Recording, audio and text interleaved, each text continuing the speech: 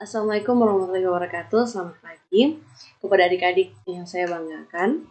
Izinkan saya memperkenalkan diri. Saya atas nama Linata Octavia Arsat, mahasiswi program studi pendidikan bahasa dan sastra Indonesia FKIP Unpad. Sebagaimana mestinya saya seorang peserta PLP di SMA Madani Palu. Baiklah, pada hari ini di jam mata pelajaran bahasa Indonesia, sebelum kita mulai pelajaran kita, izinkan saya bertanya, apakah ada yang tidak hadir pada mata pelajaran hari ini? Oh, baik sekali. Terima kasih untuk yang semua sudah hadir pada hari ini dan sangat saya harapkan kehadiran kita untuk kedepannya. Baiklah, untuk memanfaatkan waktu yang ada, kita langsung ke materi. Pada hari ini kita akan mempelajari teks drama. Namun sebelum kita membahas lebih lanjut, izinkan saya untuk membacakan kompetensi dasar dari teks drama tersebut. Yang pertama, kita akan mengidentifikasi alur cerita, babak demi babak, dan konflik dalam drama yang dibaca atau ditonton. Dengan IPK pengetahuan, yaitu memahami struktur drama yang dibaca atau ditonton, mengidentifikasi unsur-unsur drama. Yang kedua, kompetensi dasar keterampilannya, mempertunjukkan salah satu tokoh dalam drama yang dibaca atau ditonton secara lisan. Dengan IPK keterampilan pula, menelaah bagian-bagian penting dalam naskah drama yang dibaca atau ditonton. Kedua, menampilkan satu tokoh dalam drama. Adapun tujuan pembelajarannya, dengan menggunakan pendekatan scientific learning dengan model discovery learning, peserta didik pada ranah sikap memiliki sikap disiplin, bertanggung jawab, dan proaktif. Serta peserta didik memahami struktur drama yang akan dibaca atau ditonton, mengidentifikasi unsur-unsur drama, dan menelaah bagian-bagian penting dalam naskah drama yang dibaca atau ditonton, serta menampilkan satu tokoh dalam drama. Baiklah, sebelum kita membahas lebih lanjut terkait teks drama, saya ingin bertanya, apakah di sini ada yang sudah pernah menyaksikan baik secara langsung atau secara virtual sebuah pementasan drama? Oke, ada ya. Dan ya, hampir semua ada. Semua ada dan semua pernah.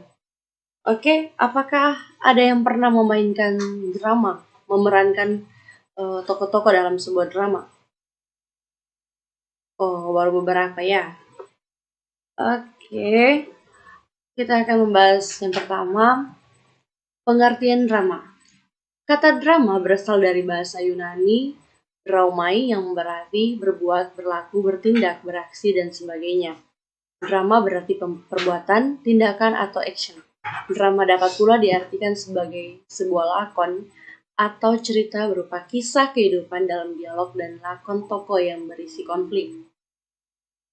Adapun definisi dari drama dari para ahli itu berbeda-beda, diantaranya dari Sni Handayani.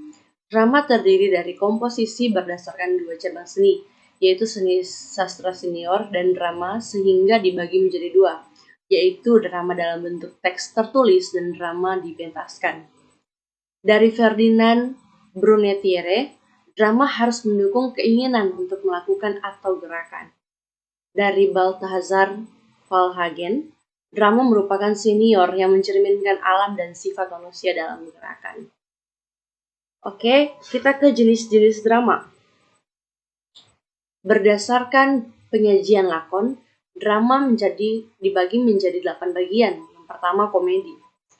Merupakan drama yang memiliki alur cerita tentang kelucuan para tokoh. Nah, jadi dalam drama ini, drama yang berjenis komedi, rata-rata para tokohnya itu memerankan cerita atau hal-hal yang lucu atau tokoh yang lucu. Misalnya, dalam sebuah drama dia diharuskan memerankan tokoh sebagai tokoh Sule, yang mana kita tahu tokoh Sule ini seorang atau sosok figur yang dalam dia menampilkan dirinya itu ada lucunya dan itu membuat orang tertawa gitu. Terus yang kedua, tragedi merupakan drama yang memiliki alur tentang cerita kesedihan. Nah, jadi misalnya dalam sebuah drama kita akan mengangkat drama terkait banjir bandang mungkin. Nah, dalam banjir bandang itu misalnya ada satu tokoh yang selamat. Nah, jadi bagaimana pemeran itu atau kita sebagai pemeran itu mampu em, menyampaikan apa yang menjadi isi drama tersebut, yaitu tentang kesedihan, tentang tragedi yang terjadi, yaitu tragedi bencana. Oke, yang ketiga, maaf, tragikomedi merupakan drama yang dipadukan antara drama tragedi dan komedi. Nah, jadi dalam suatu drama itu, jadi bukan hanya cerita kesedihan yang ditampilkan, tapi misalnya sebelum atau sesudah drama itu dapat tragedinya yang terjadi, ada komedinya, ada bahagianya, ada lucunya. Yang keempat, opera merupakan drama yang dilakukan dengan cara menyanyikan sembari diiringi dengan musik. Kalau kita pernah lihat opera, drama ini sih kurang sih kadang untuk kita tataran Indonesia.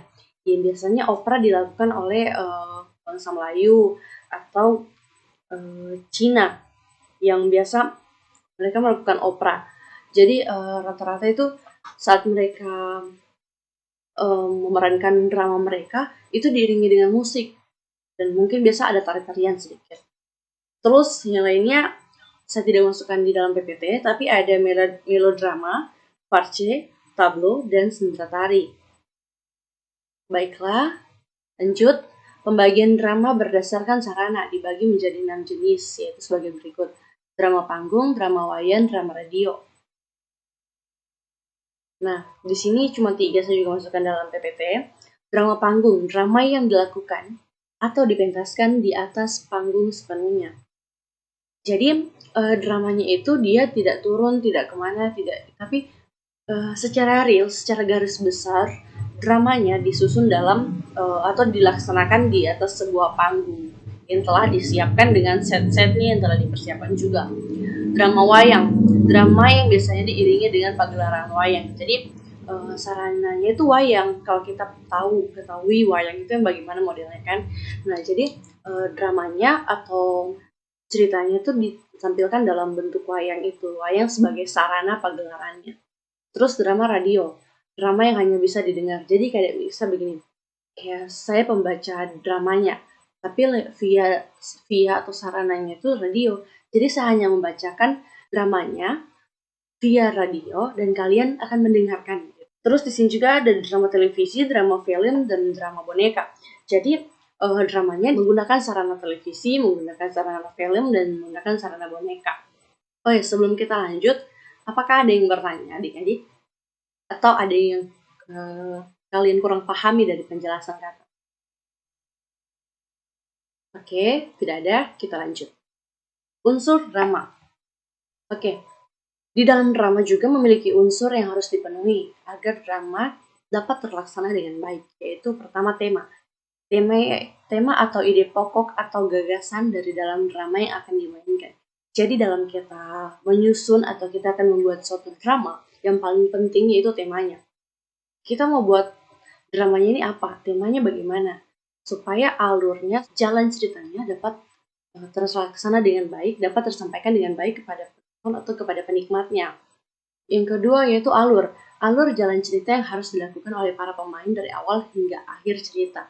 Nah, jadi saat ada tema yang jelas, alur akan mengikuti. Nah, alur itu yang akan diikuti oleh para pemain semua drama itu. Jadi dari awal sampai akhir, mereka tidak menyimpang ke kanan, menyimpang ke kiri, tapi mereka sesuai dengan alur yang ada. Ketiga, tokoh. Pemain atau pemeran dari cerita drama. Tokoh dalam drama biasanya memiliki tokoh utama atau tokoh pembantu atau tokoh figuran. Watak atau sifat yang harus diperankan oleh para pemain drama sesuai dengan cerita yang akan dibawakan. Watak dapat dibedakan menjadi dua, yaitu watak protagonis atau baik, dan watak antagonis atau jahat. Biasanya dalam suatu unsur drama, tokoh atau penokohan itu memiliki wataknya sendiri, yaitu watak protagonis atau watak antagonis. Yang kita kenal protagonis itu baik dan antagonis itu jahat. Terus latar dapat berupa latar tempat, latar suasana, dan latar waktu yang diceritakan dalam drama. Jadi dalam kita menyusun sebuah drama harus jelas tempatnya di mana, suasananya bagaimana, waktunya kapan. Waktunya entah pagi, siang, sore, atau berapa puluh tahun yang lalu. Nah, seperti itu. Yang terakhir itu amanat. Amanat drama yang tidak hanya dipentaskan secara cuma-cuma, namun harus mampu menyampaikan pesan yang pengarang mau melalui cerita tersebut ditampilkan oleh para pemain atau para penonton. Nah, jadi seperti yang saya sudah jelaskan di awal, sebuah drama harus mempunyai amanat yang jelas agar pesan yang disampaikan oleh pengarang sampai kepada kita penikmat atau menonton atau pembaca drama tersebut. Baiklah, kita lanjut. Kita ke struktur drama. Drama memiliki 3 struktur, yaitu prolog, dialog, epilog. Prolog merupakan bagian awal dari sebuah drama. Prolog biasanya digunakan untuk menceritakan gambaran drama yang akan dimainkan secara umum. Nah, jadi dalam sebuah drama kan biasa kita kalau mau menonton drama atau membaca sebuah drama, ada prolognya, ada yang kalimat awalannya untuk mengawali sebuah drama tersebut. Nah, nanti saya akan berikan contohnya. Dialog. Dialog merupakan bagian yang paling penting dalam sebuah drama. Menjadi hal inti pada pementasan drama, yang memiliki fungsi sebagai penghantar komunikasi antar tokoh. Nah, jadi dalam sebuah dialog, dialog itu singkatnya seperti interaksi atau komunikasi antar dua orang atau antar pemain dalam sebuah drama tersebut. Jadi, kenapa dialog hal yang paling penting? Karena di dialog inilah inti dari sebuah drama tersebut, bagaimana dramanya, bagaimana temanya, bagaimana penokohannya, bagaimana wataknya, bagaimana alurnya, semua diceritakan di dialog ini. Yang terakhir, epilog. Epilog merupakan bagian akhir atau bagian penutup dari sebuah drama. Epilog biasanya berisi tentang kesimpulan dan pesan yang bisa diambil dari cerita drama tersebut. Jadi, sebelum kita mengakhiri atau biasanya terserah entah happy ending atau sad ending, selalu ada epilognya atau bagian penutup dari sebuah drama tersebut. Baiklah, kita masuk ke contoh. Contoh prolog yang pertama. Bagiku, waktu rutin pagi di antara potongan 24 jam hari. Bagiku, pagi merupakan waktu yang paling indah ketika janji-janji baru timbul seiring embun menggelayut di ujung dedaunan, ketika harapan-harapan baru merekah bersama kabut yang mengambang di persawahan sampai menjauh di kaki pegunungan. Pagi berarti satu hari yang melelahkan telah terlampaui lagi. Pagi berarti satu malam dengan mimpi-mimpi yang menyesakkan terlewati lagi. Malam-malam panjang, gerakan tubuh resah, kerinduan dan helaan nafas tertahan. Jadi itu prolognya. Sebelum masuk di drama itu, dia ada prolognya. Nah, prolognya seperti ini. Prolog yang kedua, dunia ini terasa terhenti ketika aku wajib siap menerima kenyataan pahit, mempunyai seorang ayah dengan keadaan cacat. Ku ingin ayah lebih sempurna, seseorang yang tidak cacat semacam ayahnya semua orang. Seorang ayah yang bisa mendengar harapanku dan kekhawatiranku. Di sini, di rumah petaku, aku hanya tinggal berdua dengan ayah. Setelah kematian ibuku berbagai tahun yang lalu, hanya ayah satu-satunya keluarga yang aku miliki, andalan yang mungkin tidak bisa aku harap. Entah judulnya apa ini, tapi dalam sebuah prolog ini, dia menggambarkan atau dia menghantar kita bahwa drama ini akan menceritakan bagaimana kehidupan dia dan seorang ayahnya yang telah ditinggalkan ibunya, bagaimana dia mengurus ayahnya yang cacat, menggantungkan harapannya, tapi dia punya ayahnya yaitu satu-satunya harapannya. Gitu. Baiklah, kita lanjut ke contoh dialog. Contoh yang pertama, liburan. Judul dramanya liburan. Namu, liburan semester ini kamu akan liburan kemana, Dino? Sepertinya aku akan pergi ke rumah kakek di kampung. Kalau kamu, Namu lagi, berarti di kampung masih banyak kerbau dan juga sawah-sawah dong. Rencananya aku dan keluarga akan berlibur ke Pulau Lombok, tahu kan? Pulau yang dekat dengan Pulau Bali. Dino menyaut lagi, meskipun rumah kakek di kampung, tapi sudah tidak ada kerbau kok. Sawah-sawah dibajak menggunakan alat pertanian yang lebih modern. Sekarang juga sawah-sawah di kampung kakek sudah banyak yang berkurang, digantikan dengan bangunan-bangunan rumah. Nah, jadi contoh dialog dalam sebuah drama itu seperti ini. Ada 2 orang, atau 3 orang, atau 4 orang, atau lebih dalam sebuah drama yang berdialog atau saling berinteraksi di dalamnya. Contoh kedua, ke perpustakaan. Winda.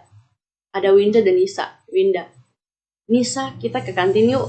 Nisa. Tapi aku tidak mau uang. Tidak mau uang saku. Aku mau pergi ke perpustakaan saja. Winda lagi, nanti aku yang bayar. Nisa, terima kasih. Tapi aku mau pinjam buku di perpustakaan. Winda, aku ikut kamu deh ke perpustakaan. Nah, jadi dari dialog ini kita tahu bahwa ada dua orang yang saling berinteraksi, saling mengajak si Winda mau ke kantin, tapi Anissa maunya ke perpus. Selain dia tidak punya uang, dia juga ingin meminjam buku. Jadi tergambar jelas dari temanya, dari judulnya, bahwa alurnya juga jelas, bahwa mereka menggambarkan itu dalam sebuah dialog. Makanya dialog dikatakan hal terpenting dalam sebuah drama. Lanjut, contoh epilog. Contoh epilog dari kisah Dian. Jadi judul dramanya itu Dian. Nah, epilog atau bagian akhir dari sebuah drama itu mengatakan seperti ini. Akhirnya peluh dan tenaga Dian terbayarkan sudah. Jalan hidupnya yang begitu terjal tak menyurutkan niatnya untuk meraih kesuksesan di masa depan. Bagi Dian, menyerah pada keadaan bukan solusi dalam mengarungi derasnya cobaan kehidupan. Terus mengayuh meski bermandikan peluh adalah prinsip hidup yang ia pegang dengan teguhnya. Kini si miskin Dian telah menjadi CEO perusahaan ternama di negeri ini. Tidak pernah terbayangkan olehnya bahwa hasil usahanya dapat sejauh ini. Contoh epilog yang kedua, yaitu bukti cinta sejati tergambar dalam kisah cintaku, Yah Aku, Seruni. Merelakan cintaku terbagi, tak membuatku membenci maduku. Bagaimana aku bisa membenci jika maduku adalah adik sepupuku sendiri? Meski perlakuan tak adil, seringkali aku dapatkan tak sedikit pun mengikis rasa cintaku pada suamiku. Hati yang bergemuruh, cemburu aku anggap sebagai batu kerikil dalam rumah tangga kami yang aku yakin aku sanggup untuk menyingkirkannya. Tak pernah terlintas dari benakku untuk berhenti dan melepaskan suamiku ke pangkuan maduku. Oke. Baik, dari situ saja. Terima kasih. Ada yang ingin ditanyakan? Baiklah, kalau tidak ada, kakak ingin kalian membentuk sebuah kelompok. Entah kelompoknya nanti ketua kelas silakan membaginya. Jadi berapa kelompok, yang pasti dalam satu kelompok itu terdiri dari 5 orang. Oke, silakan catat soalnya. Yang pertama, unsur-unsur drama meliputi apa saja. Nah, jadi kalian silakan jelaskan unsur-unsur drama itu meliputi apa saja. Yang kedua, adakah unsur yang berbeda pada drama dengan karya sastra yang lain seperti novel? Adakah unsur yang berbeda pada drama dengan karya sastra yang lain seperti novel? Oke, yang ketiga, perhatikanlah dengan baik teks drama yang akan dibacakan atau diperankan oleh teman-temanmu. Bersamaan dengan itu, catatlah hal-hal penting yang ada di dalam unsur-unsur intrinsik tadi, yaitu ada tema, alur, tokoh, watak, latar, amanat. Nah, itu dikatakan unsur intrinsik. Sedangkan unsur ekstrinsik atau unsur dari luar itu misalnya nilai moral. Selanjutnya, secara berkelompok pula, diskusikanlah naskah drama berdasarkan aspek-aspek berikut. Tadi latar, alur, penokohan, tema, dan amanat. Jadi secara berkelompok diskusikanlah naskah drama dengan berdasarkan aspek-aspek, yaitu alur, latar, penokohan, tema, dan amanat. Kemudian sajikanlah pendapat kelompokmu di depan kelas untuk ditanggapi oleh kelompok lain. Oke, jadi nanti kakak akan minta dari ketua-ketua kelas nama-nama tiap kelompok dan berapa kelompok yang jadi. Kakak akan memberikan tema secara garis besar temanya, dan kalian akan mencari drama atau membuat dramanya, diskusikan dengan kelompok seperti tugas yang ada, dan nanti tinggal dikumpulkan kepada ketua kelas, dan nanti ketua kelas akan memberikan kepada kakak untuk diberikan penilaian. Untuk minggu depan kita akan mempelajari tentang menelaah bagian-bagian penting dalam naskah drama yang dibaca atau ditonton. Jadi nanti kita akan membaca atau akan menonton sebuah drama. Nah, jadi drama itu kalian akan menelaah bagian-bagian penting mana atau hal penting yang mana sih yang dikatakan drama, atau seperti tadi unsur-unsurnya dan struktur yang ada dalam drama. Oke, adik-adik silakan jaga kesehatan, tetap perhatikan protokol kesehatan yang ada dimanapun ya. Banyak belajar, banyak membaca, banyak menulis, karena baca namaku adalah gudang ilmu. Semoga semuanya sehat selalu, tetap semangat dalam belajar, dan mohon maaf untuk kekurangan ataupun kelebihan yang saya pribadi lakukan. Untuk itu, sampai berjumpa minggu depan. Assalamualaikum warahmatullahi wabarakatuh. Selamat siang.